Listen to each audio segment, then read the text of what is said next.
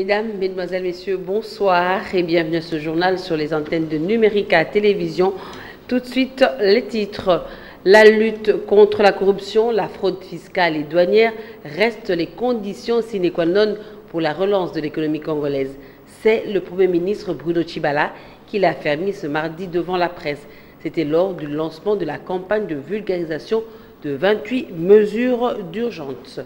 À suivre également dans ce journal la vulgarisation des textes légaux et réglementaires régissant le change manuel en République démocratique du Congo.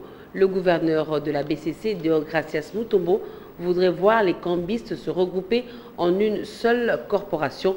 Les détails, c'est dans quelques instants. Je vous l'annonçais au sommaire, lancement ce mardi de la campagne de vulgarisation de 28 mesures urgentes pour améliorer la collecte des recettes en République démocratique du Congo. La lutte contre la corruption, la fraude douanière et fiscale sont les conditions sine qua non pour la stabilisation, la relance et la diversification de l'économie congolaise. Déclaration du Premier ministre Bruno Tshibala qui a lancé la campagne au cours d'une conférence de presse. Le Premier ministre a promis une évaluation de ces mesures en novembre prochain, mais il remarque qu'il y a déjà une stabilisation du taux d'échange depuis bientôt 2 mois. Bruno Tshibala demande aux Congolais de soutenir la démarche en vue de renflouer les caisses de l'État. En ce moment difficile, le chef de l'exécutif national dit ne pas savoir quand les élections seront organisées. Il a par ailleurs rappelé les défis sécuritaires et a renvoyé la balle à la CENI. Au ministère de la fonction publique, le ministre d'État et ministre de la fonction publique a procédé au lancement des travaux de la commission paritaire gouvernement banque syndicale. La commission est chargée d'élaborer la grille barémique des agents de carrière des services publics de l'État. En jeu, l'amélioration des conditions salariales des agents et fonctionnaires de l'État. Le go des travaux a été lancé par le Premier ministre Bruno Tshibala. La suite en images. La mise en œuvre de la réforme de l'administration publique s'accélère en République démocratique du Congo. Les travaux de la commission paritaire gouvernement banque syndicale en est une preuve. Dans son speech, le Premier ministre a fait savoir que la construction d'une administration publique moderne et efficace au service et de l'intérêt général du pays passe par l'amélioration des conditions des travailleurs. Je saisis donc cette occasion pour lancer un appel pathétique à tous les fonctionnaires de l'État de faire preuve plus que jamais de patriotisme, d'esprit de sacrifice et de dévouement total en vue de faciliter la réussite de mesures économiques urgentes que le gouvernement va vulgariser dans les administrations et les services publics de l'État ainsi que dans l'opinion publique. C'est depuis 2012 que le ministère de la fonction publique mène l'ambitieux projet de la réforme de l'administration publique avec comme finalité l'amélioration des conditions de vie du fonctionnaire de l'État. Cette amélioration passe inéluctablement par la maîtrise des effectifs et de la masse salariale, mais aussi par la mise en place d'une politique salariale compétitive et ambitieuse. Par ailleurs, Fidèle Kiyangi, président de l'intersyndicale nationale de l'administration publique, appelle les partenaires à conjuguer des efforts en vue de revaloriser le fonctionnaire et le placer à l'épicentre d'une administration publique florissante. En économie, la Banque centrale du Congo vulgarise les textes légaux et réglementaires régissant le change manuel en RDC. C'était ce mardi à l'occasion de la journée porte ouverte à l'intention des cambistes. Le gouverneur de la BCC souhaite que des efforts soient fournis pour sortir les opérateurs de change manuel, personnes physiques de l'informel. Il a émis le vœu de vous les voir se regrouper en une seule corporation. Glorien Seya et Serge Métélési pour le reportage. Sécuriser et faciliter l'encadrement de changeurs manuels, c'est le but de la journée porte ouverte qui a réuni plusieurs cambistes de la capitale. Le gouverneur de la Banque centrale du Congo, Deogracias Mutombo, a invité les combistes à se regrouper dans une corporation pour mieux exercer leur métier. En corporation professionnelle pour avoir une interface qui peut défendre leurs intérêts vis-à-vis de l'autorité de contrôle et de régulation que la Banque centrale, même vis-à-vis du gouvernement. Il y a déjà la COCAM, la Confédération des cambistes manuels. Mais nous, Banque centrale, nous préférons que ce soit une seule association professionnelle, mais si demain il y en a plusieurs, mais je pense qu'il y aura plus d'efficacité. Les combistes se muent en changeurs manuels, les intermédiaires financiers.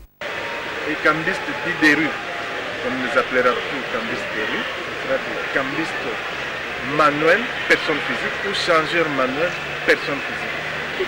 Premièrement, le changeur manuel doit quitter l'informel, doit quitter la rue.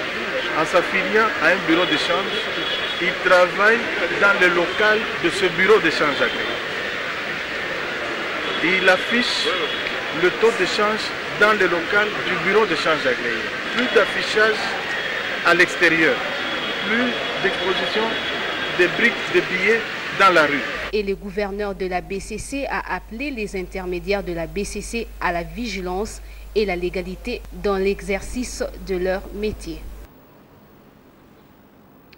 Antonio Guterres, le secrétaire général de l'ONU, met en garde contre des nouvelles coupes dans la mission des casques bleus en RDC où des élections restent incertaines.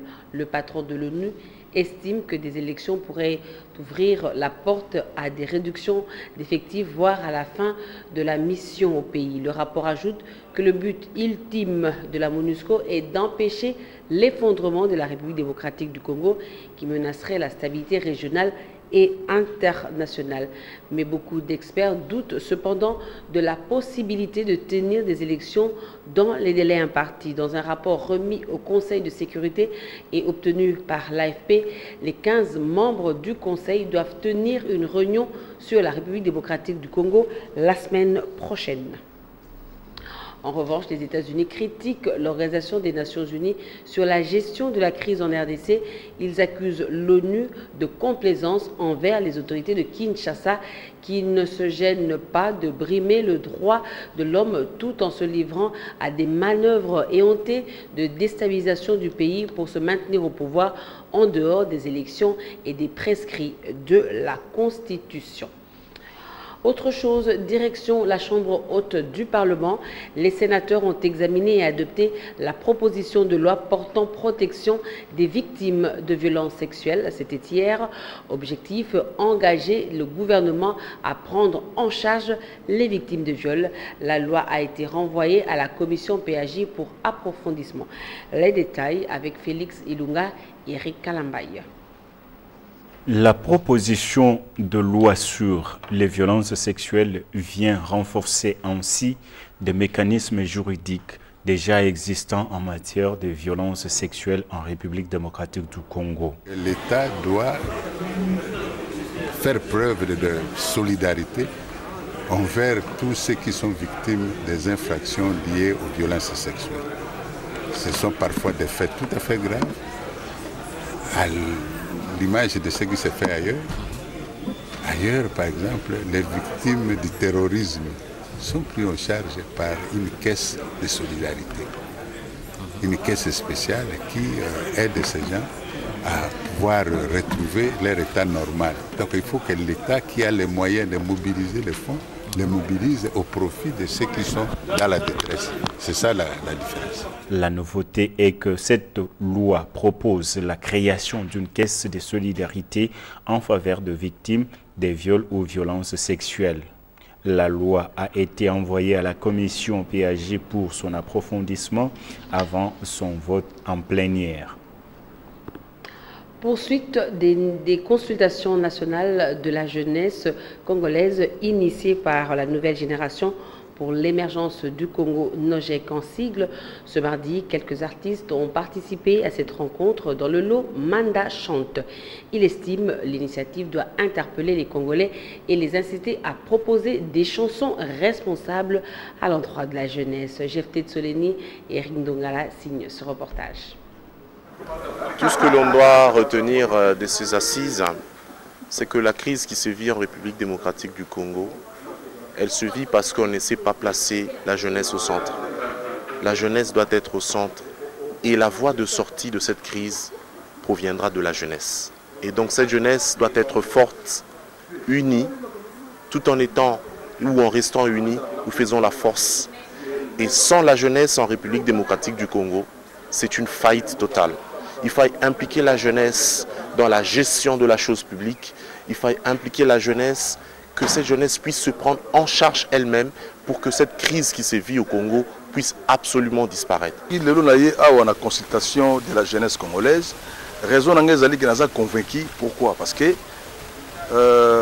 Mboka ya Congo et la Mboka ya Moutounios. Surtout tout le monde dans la politique, la politique pendant 60 ans, 50 ans, entre-temps, la classe n'a pas bien comme la place de Mokonzi, mais moi, je parce que Bazalaka. Et j'ai aimé, comme l'idée est bonne, je suis convaincu que les artistes sont soumis à tout le monde, parce que l'idée est bonne. Donc on est là pour soutenir, parce que la jeunesse est un problème sérieux, et surtout côté des musiciens. Il faut que les gens soient yemba, il faut que les gens soient boaka, et que la jeunesse soit négatif.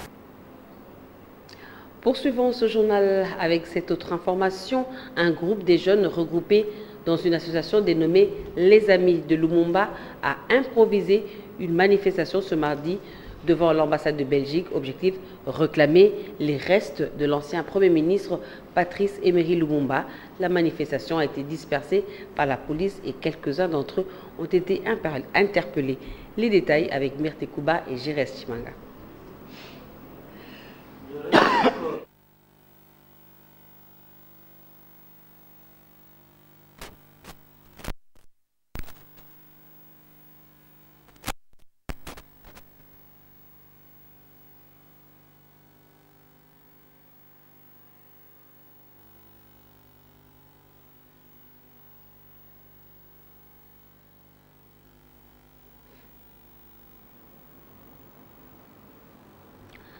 Excusez-nous pour la qualité de cette image. En sport, la Ligue nationale de football annonce pour ce jeudi l'organisation de son assemblée générale ordinaire au siège de la Fédération congolaise de football association dans la commune de la Gombe. Le comité de gestion de la division 1 du football congolais devra évaluer les bilans moraux, administratifs, techniques et financiers de la saison sportive écoulée qui a vu le tout-puissant Mazembe prendre de nouveau la couronne de la compétition. Au-delà de nos frontières, en Espagne, l'agitation sociale monte en Catalogne. La région est en grève ce mardi pour défendre ses droits et dénoncer les violences policières de dimanche lors du référendum interdit. Le président catalan a demandé hier une médiation internationale alors que le gouvernement espagnol, sourd aux critiques venues de toutes parts, continue à dénoncer une manipulation de masse. Et le prix Nobel de physique décerné à Reines Yes, Barish et Kip Thorne, ils ont été récompensés ce mardi pour l'observation des zones gravitationnelles ouvrant une nouvelle fenêtre sur la connaissance de l'univers. Et c'est avec cette information que nous mettons un terme à cette édition. Merci de l'avoir suivi. Bonne suite de programme sur Numérica Télévision. Moi, je vous fixe rendez-vous pour jeudi 19h.